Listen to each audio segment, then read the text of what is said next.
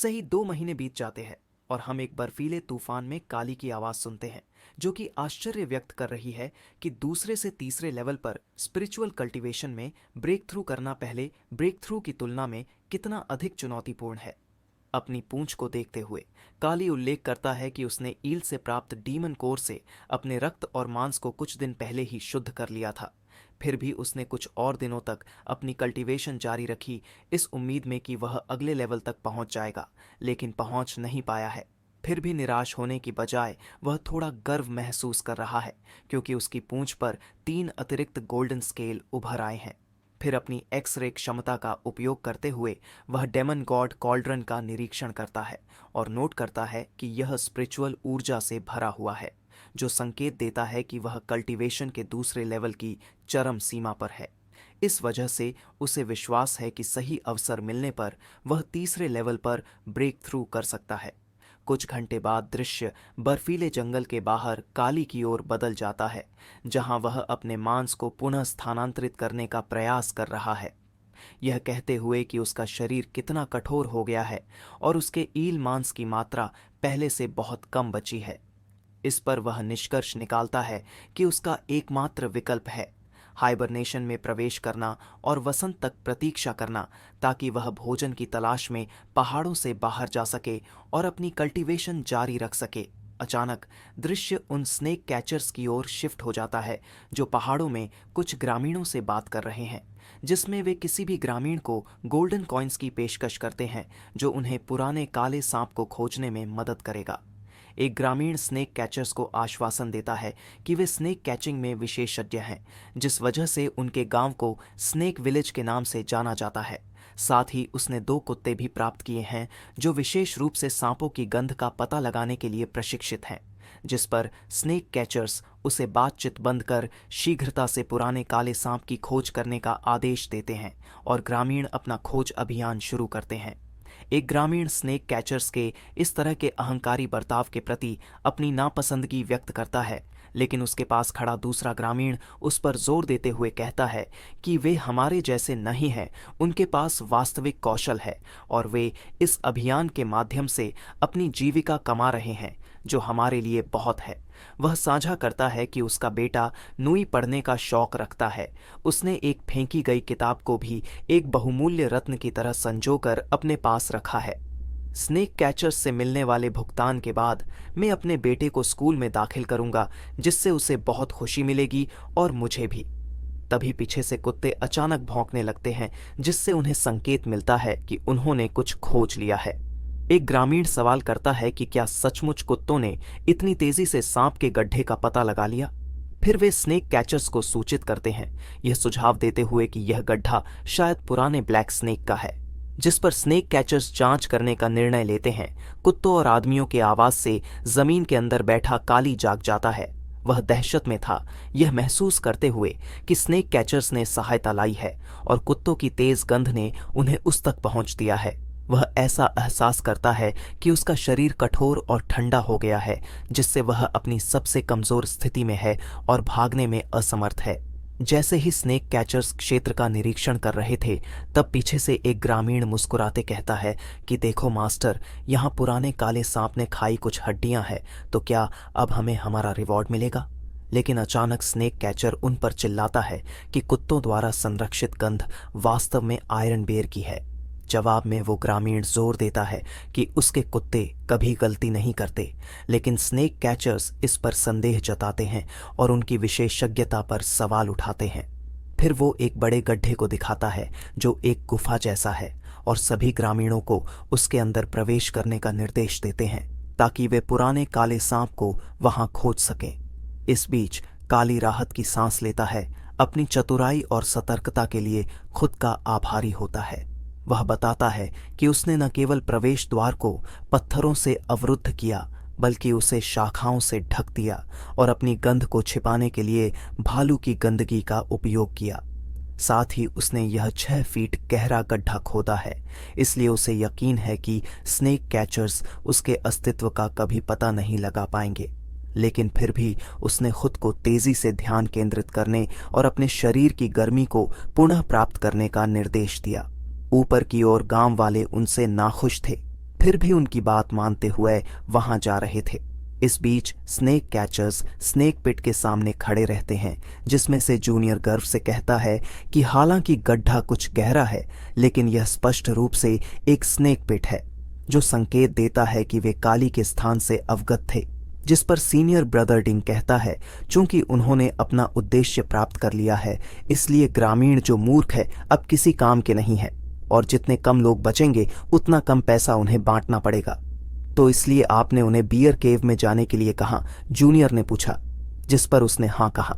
उसी समय ग्रामीण गुफा के प्रवेश द्वार पर खड़े होकर अपने आसपास का सर्वेक्षण कर रहे थे। वे अनजान थे कि स्नेक कैचर्स उनके पीठ पीछे योजना बना रहे थे कि कैसे डीमन बेयर को बाहर निकालकर उनका सफाया किया जाए। उन्हें एक ही जगह रुका देख जूनियर ब्रदर ऊपर से छलांग लगा देते हैं, ये कहते हुए आयरन बियर की मदद से पहले इनका सफाया करते हैं। बाद में दोनों मिलकर बियर को खत्म करेंगे। दूसरी ओर काली स्नेक कैचर्स की बातचीत सुन रहा था और सोच रहा था कि वे अपने साथियों को बचाने के बजाय भालू से क्यों मरवाना चाहते हैं। ऐसा तो जानवर भी अपने साथी के साथ नहीं करते। इस पर और ज्यादा सोचने पर उसे इंसानी दिल की गहराई काफी डरावनी लगी, लेकिन उसने जल्दी से उस विचार को छोड़ दिया, यह एहसास करते हुए कि स्नेक कैचर्स उसके छिपे होने की जगह के बारे में जानते थे और उनमें से एक उसके पास ही खड़ा था, जिससे उसकी स्थिति और भी खतरनाक हो गई थी। काली ने सोचा कि स्नेक कैचर्स की योजना डीमन बेयर का सामना करने की है, तो वह मौका लेकर भालू का सेवन करने का प्रयास कर सकता है। यह संभवतः उसे एक ही छलांग में स्पिरिचुअल कल्टीवेशन के तीसरे लेवल तक पहुंचा सकता है, जिससे वह सीधे स्नेक कैचर्स का सामना कर सके। हालांकि उसने थोड़ा और ज्यादा सोचा तो उसे समझ आया कि उसका यह विचार कितना खतरनाक था। फिर उसने बार बार अपना सिर जमीन पर मारा, यह याद करते हुए कि स्नेक कैचर्स ने डीमन बियर को हराने के लिए मिलकर काम करने का उल्लेख किया था, जिसका मतलब था कि वे उसे मारने की जल्दी में नहीं थे। इसके अलावा वह बस ऐसे ही स्नेक कैचर्स के सामने डीमन बियर का सेवन नहीं कर सकता था, क्योंकि वह उसके लिए सीधे मौत को बुलाने के समान होता। इस बीच सीनियर ब्रदर अपने साथी के पीछे षड्यंत्र कर रहा होता है, यह सुझाव देते हुए कि डीमन बियर और पुराने काले सांप से उनमें से केवल एक ही ब्रेक थ्रू कर सकता है। इसका साफ मतलब है कि वह डीमन बेयर का सामना करने के बाद अपने साथी को खत्म करने का इरादा रखता है। काली यह सुनकर सोचता है कि क्या यह उसके लिए एक अवसर हो सकता है, क्योंकि स्नेक कैचर्स एक दूसरे के खिलाफ हैं, जो उसे स्थिति को अपने पक्ष में मोड़ने का संभावित मौका दे सकता है। इसलिए वह घटनाओं का शांतिपूर्वक अवलोकन करने का निश्चय करता है, सही समय का इंतजार करते हुए। थोड़ी देर बाद जूनियर स्नेक कैचर लौटता है और घोषणा करता है कि उसने डीमन बेयर को बाहर निकालने की तैयारी पूरी कर ली है। वह दावा करता है कि 30 मिनट से भी कम समय में डीमन बेयर जाग जाएगा। लगभग तुरंत ही गुफा के प्रवेश द्वार से एक जोरदार गर्जना सुनाई देती है, जो डीमन बेयर के जागने और ग्रामीणों पर हमले का संकेत देती है।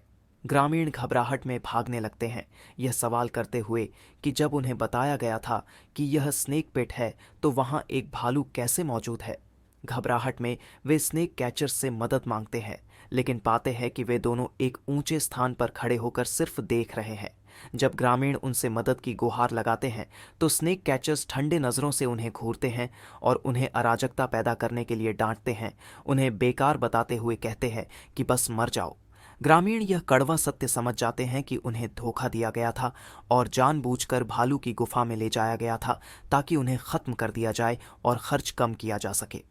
गुस्से से एक ग्रामीण धनुष और तीर निकालता है और स्नेक कैचर्स पर निशाना साधता है।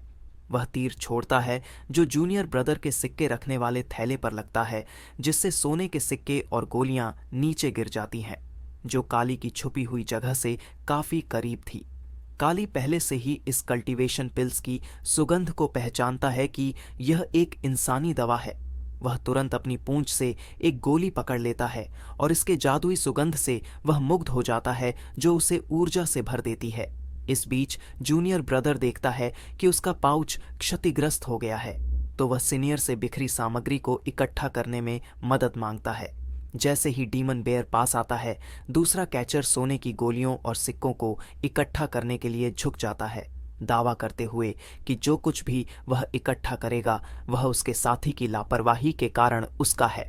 उसी समय डीमन बेयर ने सभी ग्रामीणों को सफलतापूर्वक मार डाला है और अब आखिरी ग्रामीण को अपने जबड़े में पकड़ रखा है। इस भयावह दृश्य को देखते हुए जूनियर चिल्लाने लगता है, सीनियर, यह कितना अच्छा प्लान था, वह सारे मर गए। जवाब में वह हंसते हुए कहता है, यह उनके लिए गर्व की बात है कि वे स्नेक कैचिंग सेक्ट के लिए मारे गए। फिर जूनियर सुझाव देता है कि सीनियर ब्रदर डिंग, आपको भी उनके साथ नीचे होना चाहिए। सीनियर उसकी बातों को कुछ समझ पाता। इससे पहले जूनियर उसे भालू की ओर नीचे धकेलता है, जो गरजता है क्योंकि वह उस व्यक्ति की अपनी ओर आता हुआ देखता है। जैसे ही वह व्यक्ति भालू के पास गिरता है, भालू उस पर ध्यान केंद्रित करता है। नीचे गिरा डिंग गुस्से से उसका नाम लेकर चिल्लाता है, जहान वेंजावो, तुमने मुझे धोखा क्यों दिया। जूनियर ऊपर से उसे गुस्सा करने की बजाय अपनी किस्मत स्वीकार करने के लिए कहता है, ये घोषणा करते हुए कि वह लंबे समय से इस क्षण का इंतजार कर रहा था। वह यह भी प्रकट करता है कि उसे उसके इरादों के बारे में पहले से ही पता था, कि वह उसे खत्म करना चाहता था और सभी स्पिरिट बीस्ट्स को अपने लिए लेना चाहता था।